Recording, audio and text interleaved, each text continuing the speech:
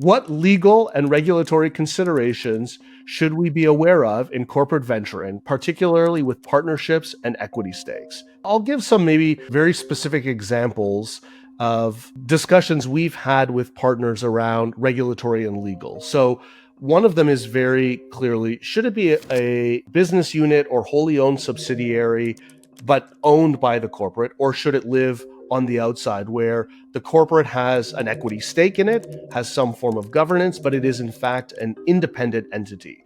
And there are very significant differences between those two things. And your company has to decide which approach that they want to take. At minimum, for me, if you want to shield the venture studio from the corporate and some of its responsibilities, legal, compliance, regulatory, a wholly owned subsidiary. By the way, I should have probably prefaced this with not a lawyer and not an accountant. This is not legal advice. It's not legal advice. So we'll put like a real disclaimer on it. But wholly owned subsidiary, we've seen that model work where it can be somewhat shielded by regulatory and compliance stuff. Certainly if it's on the outside, even more. But if you put it on the outside, you have other things you have to think about, like the board.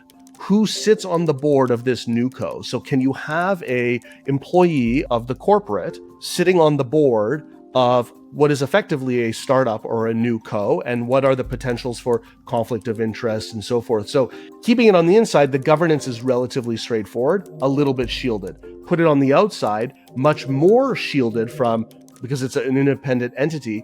But if the corporate sits on the board, there's a governance component to that you really have to think through and understand.